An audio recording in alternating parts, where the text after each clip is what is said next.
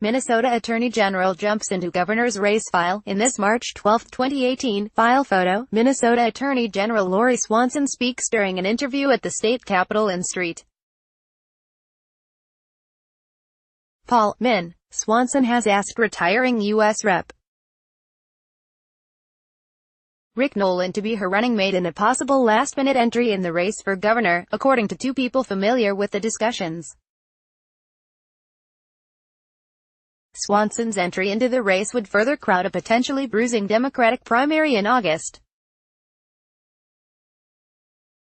AP photo, Jim Moan, file, Minneapolis, AP, Minnesota's Attorney General jumped into the state's crowded race for governor on Monday, just 2 days after being snubbed by Democratic Party activists for re-election to her current job. Attorney General Lori Swanson joins the field for the Democratic nomination just a day before the state's filing deadline closes, and 5 months after passing up the race in favor of a fourth run for Attorney General. She abruptly withdrew from the race for her current job on Saturday, after her party gave its nod to a little-known challenger who painted himself as a more liberal alternative. Swanson said the Saturday loss gave her time to consider her options, maintaining that she lost support only because she was unwilling to take pledges sought by activists. On Monday, she touted her work as Attorney General while positioning for the governor's race, including helping to block the merger of a major Minnesota hospital system with a larger South Dakota conglomerate and a recent water pollution settlement with 3M Co. She dubbed herself and her running mate, U.S. Rep. Rick Nolan, as Minnesota's problem-solving ticket. Swanson and Nolan, who previously announced he would retire from Congress this year, said their partnership quickly blossomed over the weekend, starting with an initial meeting on Sunday, and said their records of electoral victories gives them an edge over opponents. Swanson's entry into the gubernatorial race will make for a potentially bruising Democratic primary in August, as Democrats try to hang on to the office when Gov. Mark Dayton leaves after 2 terms. The party endorsed State Rep. Erin Murphy, who appealed to the party's more liberal factions, during the weekend over U.S. Rep. Tim Walz, though Walz is still running in the primary. Dayton endorsed Murphy as his successor, saying he had seen her transformative leadership, according to a statement released by her campaign late Monday. Murphy said she was honored by Dayton's endorsement and looks forward to building on the work he has done in income equality, access to health care and expanding early childhood education.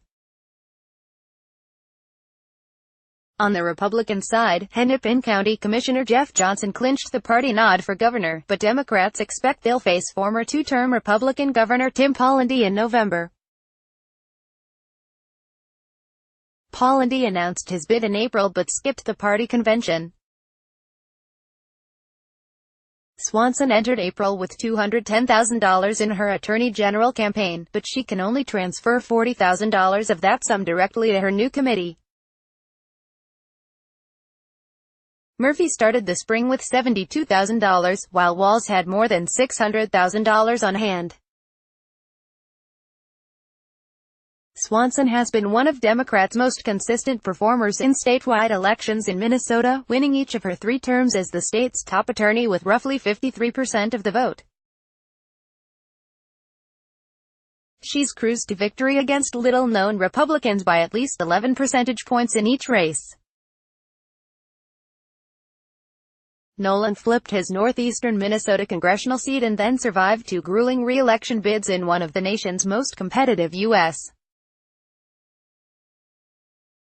House districts before announcing his plan to retire earlier this year. Swanson said their track records at the polls would allow them to quickly build a campaign for the August primary in 9 weeks. And the race to replace Nolan in the 8th congressional district could give Swanson and Nolan a boost. 4 Democrats are fighting for the party's nomination for the seat, which will drive up Democratic turnout that could favor Nolan compared to other areas. But the unrest among the Democratic Party's more liberal factions that led Swanson to withdraw from the Attorney General's race could also factor into the governor's race. Matt Pelican, a little-known Democratic activist and attorney who clinched the party's nod for Attorney General, criticized Swanson for not doing enough to challenge the National Rifle Association and for quietly dropping a lawsuit against President Donald Trump's travel ban. He and other Democrats called Swanson's $850 million settlement with 3M a capitulation compared to the state's $5 billion lawsuit against the company alleging its chemicals had harmed the environment. Democratic delegates roared packed inside a Rochester convention hall roared when Pelican narrowly trailed Swanson after the first round of voting. Swanson pulled out soon after. Pelican responded by saying, "Democrats are ready for strong, authentic progressives." Swanson's late pivot also will trigger a game of musical chairs within the party for the Attorney General's race, beckoning many state lawmakers who had previously planned to run before Swanson initially decided to seek a fourth term. Associated Press writer Yusuf Ardidad contributed to this story.